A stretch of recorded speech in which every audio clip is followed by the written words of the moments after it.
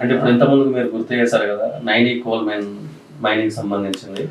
దానికి అసలు అందులో ఏం జరిగింది? ఈ టెండర్ల విషయంలో ఒకరిని ఒకరు మాటల యుద్ధం. ఇక్కడ ప్రధాన మీడియాలు కూడా బయటకు వచ్చిన పరిస్థితి. బట్టి గారు ఉన్నారని ఒకరు, ఇంకొకరు ఉన్నారని ఒకరు. అసలు అసలు అసలు విషయం ఏందన్నట్టు? ఈ పంపక యాక్చువల్గా బట్టి రేవంత్ రెడ్డి ఇద్దరు కూడా మంచి సాఫ్గా హ్యాపీగా అన్నిట్లలో ఆయన వేయాలి, ఇలా బిల్లు శాంక్షన్ చేయాలి, ఈయన పర్సంటేజ్ ఈయన తీసుకోవాలి, ఆయన తీసుకోవాలి, ఇద్దరు సాఫీగా పోతారు. ఈ బొగ్గు గాడికి వచ్చేటప్పుడు 22% ఎక్సెస్తో వేసారు. అది ఈయన ఏంటంటే మేఘా కృష్ణారెడ్డికి ఇప్పించుకోవాలని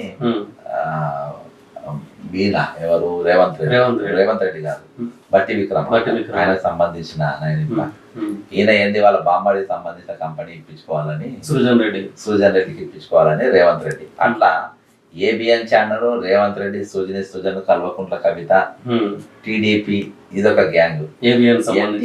ఎన్టీవీ బట్టి విక్రమార్క కోమారెడ్డి వెంకరెడ్డి బీఆర్ఎస్ లో కొంతమంది నాయకులు. బీఆర్ఎస్ అంటే ఖండించిన వాళ్ళంతా హరీష్ రావు ఖండించవచ్చు వాళ్ళంతా. వీళ్ళంతా ఎవరు ఇది చేసేవచ్చు. ఈరోజు ఆయన మీద ఐటీ రైడ్లు అయినాయి, బట్టి అత్తగారింటి మీద అనేది కూడా హరీష్ రావు బయట. అయితే ఇవన్నీ చూస్తే వీళ్ళందరూ కూడా సిండికేట్ రెండు గ్రూపులు అయినాయి. ఈ రెండు గ్రూపుల బొగ్గు కాంట్రాక్ట్ పంపకాల కాడ అయిన పంచాయతీ, పార్టీల పంచాయతీ కాదు, ఈ సిండికేట్లు ఇవి. ఇలా సిండికేట్ కవిత ఇటు ఉంది, అందుకని కవిత సూర్యుని అనేటోడు చిన్న చేప, మేఘా అనేటోడు పెద్ద చేప, రేవంత్ రెడ్డి అనేటోడు పెద్ద చేపన, మేఘా అనేటోడు వ్యాపారవేత్త. కేసీఆర్ తో ఉంటాడు, బీజేపీతో ఉంటాడు, కాంగ్రెస్ తో ఉంటాడు, ఎంఐఎం తో ఉంటాడు, లాస్ట్ టెర్రరిస్టులు అమ్మంటే వాళ్ళతో కూడా ఉంటాడు. అంటే కవిత కూడా చెప్పింది కదా, గుంపు మేస్త్రి గుంటనక్క ఇద్దరు కలిసి కాంట్రాక్టర్ ను రక్షించారు. అది రేవంత్ రెడ్డి రాసిచ్చిన డైరెక్ట్ ప్రెస్ మీట్ పెట్టింది అబ్బా. అడికోర్ ఇన్ఫ్రాస్ట్రక్చర్ మాఫియా ఇదంతా, వీళ్ళంతా పార్ట్నర్స్ అడికోర్ల. రేవంత్ రెడ్డి కవిత, సుజను, బిందులా అని ఇంకొక ఆమె, ఈమె దోస్తు, వీళ్ళంతా నలుగురు కలిసి పెద్ద కంపెనీ. ఇలా ఆ మాఫియానే అని రాజ్యం వెళ్తుంది తెలంగాణ. కవిత నీకు ఎట్లా తిట్టుకుంటా తన్నుకుంటా నీకు సుజన్కు ఫేవర్ చేసే ప్రయత్నం చేసింది. ఆమె బొగ్గు గనులకు ఏదో కార్మిక సంఘం అధ్యక్షురాలు ఉండే, అలా బొగ్గు తిన్నది, బొగ్గుతో వచ్చిన బూడిది కూడా తిన్నది. అదే రెండు తిన్నది, ఎటు మరలకుండా అయింది. ఇప్పుడు ఇంట్లోకి వచ్చి మేఘా కృష్ణారెడ్డిని టార్గెట్ చేసి సృజన్ రెడ్డికి కాంట్రాక్ట్ ఇచ్చే ప్రయత్నం చేస్తున్నారు అంటారు మీరు. మేఘాకు ఇప్పియాలని వీళ్ళు ఎవరు బట్టి బ్యాచ్, వీళ్ళేమో సృజన్ కు. అందులో కవిత కూడా ఉందంటున్నారు మీరు. సృజన్ తోనే ఉంది, పార్ట్నర్స్ అబ్బా, వ్యాపారవేత్తలు. ఇప్పుడు ఆమె డైరెక్షన్ లో వీళ్ళంతా పనిచేస్తున్నారు. అంటే రేవంత్ రెడ్డి ఆమె డైరెక్షన్ లో ఇదంతా నడుస్తుంది.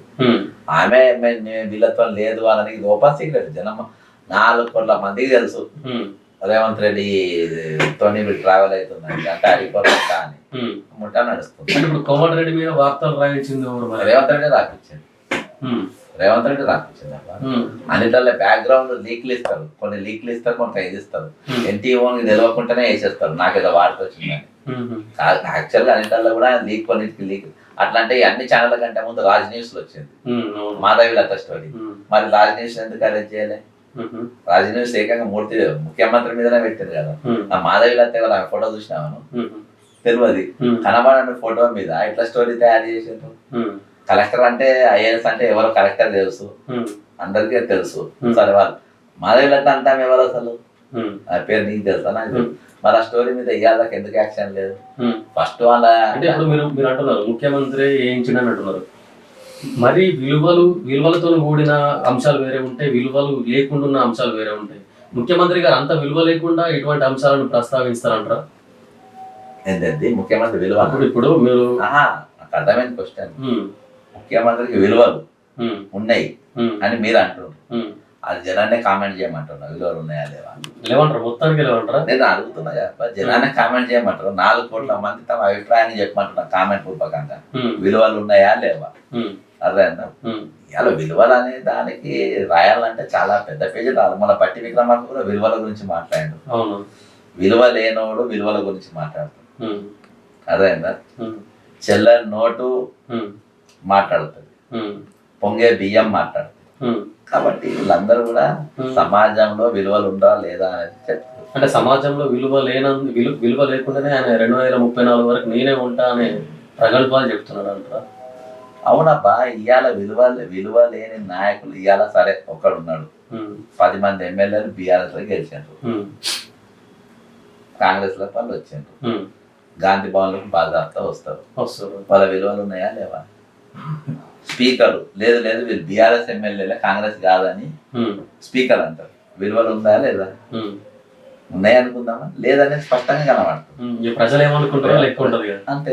రేవంత్ రెడ్డి అనేటువంటి కూడా ప్రజలు ఏముంది, 500 1000 రూపాయలు ఓటు ఇస్తా, వాడి విలువను 500కి అమ్ముకుంటాడు, మేము కొనుక్కుంటాం. విలువ అంటే వాల్యూ కదప్పా. నీ వెల ఎంత? విలువ అంటే వెలనే కదా.